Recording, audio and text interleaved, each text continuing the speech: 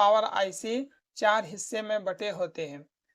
एक तो आपका बनाता है बक वोल्टेज, एक में एलडीओ बनाता है।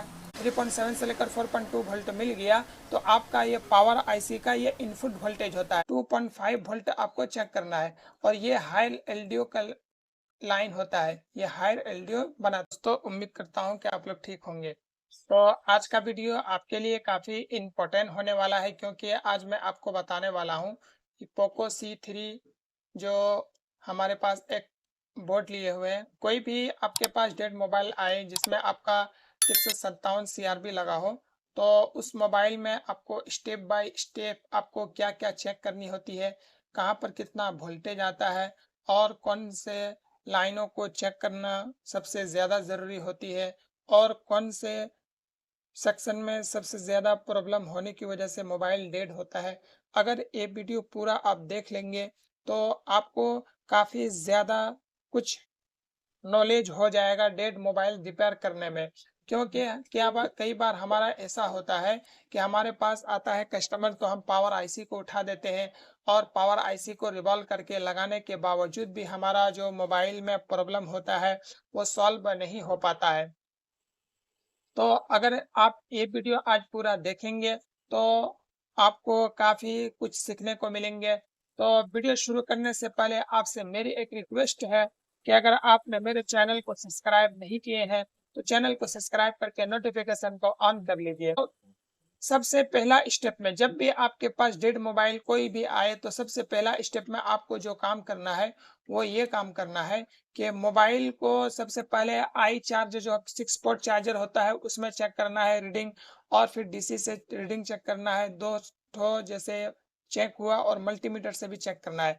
इन तीनों से चेक करने के बाद आपको काफ़ी हद तक समझ में आ जाएगा कि आपका नेटवर्क सेक्शन में प्रॉब्लम है या पावर सेक्शन में प्रॉब्लम है या फिर सीपीयू से प्रॉब्लम है। अगर आपको डीसी रीडिंग समझ में नहीं आता है तो आप मेरे यूट्यूब चैनल में एक वीडियो है जिसमें काफ़ी डीपली उसमें दिखाए हैं कि आपका एलडीओ लाइन अगर शॉर्ट हो जाए तो मोबाइल में कहाँ पर प्रॉब्लम है, कौन से लाइन में प्रॉब्लम है।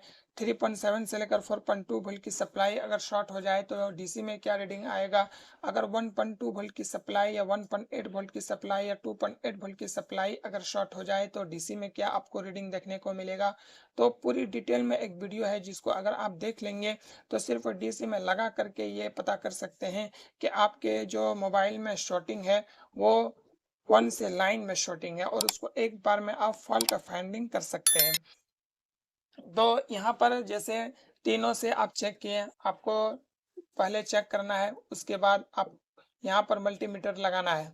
डीसी और एम्पियर से चेक करने के बाद मल्टीमीटर को आपको क्या करना है, प्लस को प्लस और माइनस को माइनस में लगा करके चेक करेंगे तो वहाँ पर 1000 प्लस आपको रीडिंग देखने को मिलेगा।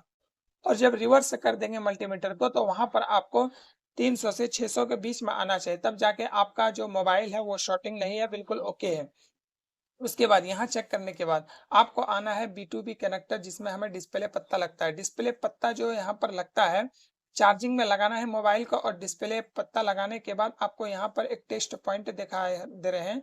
इसमें आपको 5 वोल्ट की सप्लाई आपको चेक करनी होती है, जिसमें आपको यहाँ पर 5 वोल्ट की सप्लाई अगर मिल जाए तो आपका सब बोर्ड और पत्ता के लाइनें सारी चीज़ें आपका बिल्कुल ओके है।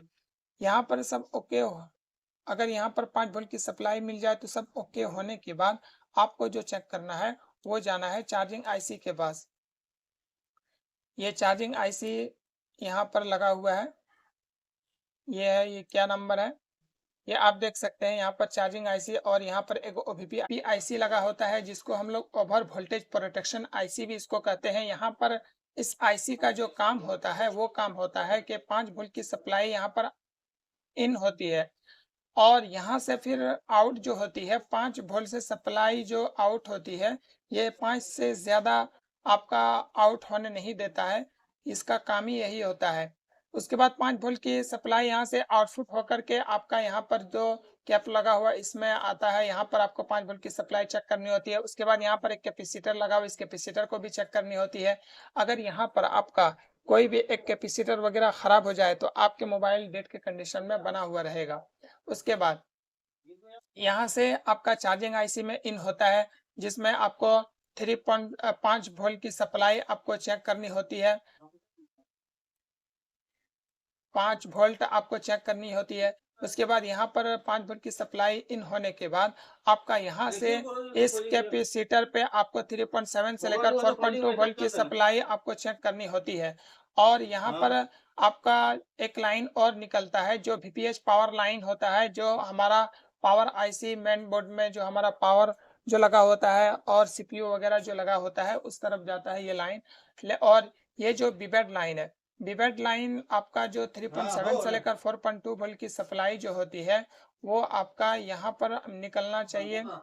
यहाँ पर जो कैपेसिटर लगा हुआ है, कई बार ये वीपीएच पावर लाइन नहीं बनता है और वीबेड लाइन बनता है, या फिर वीबेड लाइन नहीं बनता है और वीपीएच पावर लाइन बनता है, तो यहाँ से यहाँ तक जम्पर लगाने से भी हमारे मोबाइल में काम हो जाता है।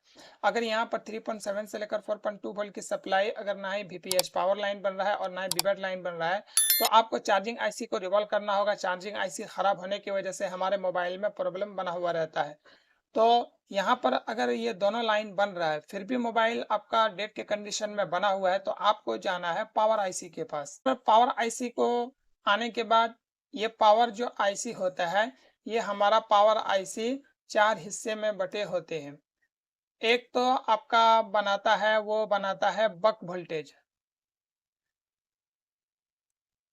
बक एक में बक बनता है और एक में एलडीओ बनाता है और एक में कोडक का लाइन बनाता है, जो हमारा जैसे माइक का प्रॉब्लम हो जाता है या फिर आपका ऑडियो आईसी के पास जाता है जो लाइन, और एक अदर लाइन बनाता है जिसको हम लोग बाद में बात करते हैं। फिलहाल इन तीनों के बारे में देखते हैं और समझते हैं। सबसे पहले हमारा जो वीपीएच पावर लाइन 3.7 से लेकर 4.2 वोल्ट की सप्लाई जो चार्जिंग आईसी से इन होती है और आता है यहाँ पर जो 5 कैपेसिटर लगा हुआ है, इसमें आपको 3.7 से लेकर 4.2 वोल्ट की सप्लाई आपको चेक करनी होती है। अगर यहाँ पर 3.7 से लेकर 4.2 वोल्ट 3.7 से लेकर 4.2 वोल्ट की सप्लाई अगर यहाँ पर आपको मिल जाए, तो आपका वीपीएच जो लाइनें जो चार्जिंग आईसी है बिल्कुल ओके है, उसको आपको हाथ भी नहीं लगाना है। उसके बाद यहाँ पर जो आपका कैपेसिटर लगा हुआ है, इस कैपेसिटर में अगर 3.7 से लेकर 4.2 वोल्ट मिल गया, तो आपका ये पावर आईसी का ये इनपुट वोल्टेज होता है।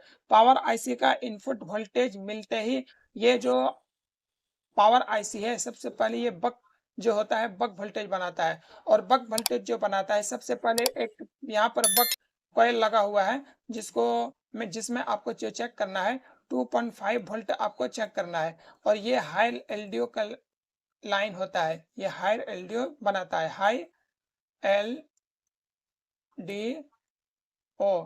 तो ये हाई एलडीओ लाइन बनाता है। उसके बाद इसको बनाने के बाद जैसे ही हाई एलडीओ का ये लाइन आपको बनने दिखेगा, उसके बाद यहाँ पर जो आपका 3 बक नजर आ रहे हैं, ये एक मॉडेम का लाइन हो गया, उसके बाद ये आपका भी कोर का लाइन हो गया और भी प्रोक का लाइन। तो ये 3 लाइन है, इसमें आपको जो वोल्टेज चेक करना है वो चेक करना है 0.8 वोल्ट। इसमें आपको ज्यादातर 0.8 वोल्ट दिखेंगे। ये वोल्टेज 1.2 वोल्ट तक बनते हैं, 0.6 से लेकर 1.2 वोल्ट की सप्लाई होती है, तो 1.2 वोल्ट तक ये लाइन बनता है। तो इसमें आपको जो चेक करना है 0.8, हाँ अक्सर इसमें वोल्टेज आपको देखने को मिलेंगे। और यहाँ पर जो एक बक है इसमें आपको VPA का लाइन बनता है, VPA का लाइन बनता है। तो ये जो लाइन है इसमें डेट से कोई मतलब नहीं है। जब मोबाइल में हम लोग सिम लगाते हैं तो नेटवर्क सेक्शन के लिए ये लाइन बनता है। तो यहाँ पर जैसे हमारा हाई एलडीओ बन गया, उसके बाद यहाँ पर एक बक बना हुआ रहता है, एक्सटर्नल बक कन्वर्टर आईसी इसको बोलते हैं। ये लाइन अगर आपका खराब हो जाए, ये आईसी अगर खराब हो जाए, तो आपके मोबाइल में चाहे ये हाई एलडीओ बन रहा हो, लेकिन आपका अगर ये आईसी खराब हो जाएगा फिर भी मोबाइल डेड के कंडीशन में बना हुआ रहेगा। उसके बाद यहाँ पर भी और एक पक नजर आएंगे जिसमें आपको लो एलडीओ का लाइन चेक करना है। इसमें आपको 1.1 3 वोल्ट की सप्लाई आपको चेक करनी होती है। इसमें अगर आपको ये लाइन बन जाए और एक्सटर्नल बक कन्वर्टर आईसी भी आपका अगर ओके है, तो फिर आपके मोबाइल में यहाँ पर बक काम करना शुरू कर देंगे और आपका जो बक सर्किट है ये ओके है। फिर भी अगर मोबाइल में आपका अगर डेड के कंडीशन में बना हुआ है, तो फिर जैसे ही आपका हाई एलडीओ लो एलडीओ जो बन गया और यहाँ पर बक आपका तैयार होने के बाद आपका जो ये बक तैयार हो गया ओके, उसके बाद फिर आपका अगर मोबाइल डेड बना हुआ है, तो आपको एलडीओ के लाइन चेक करना है।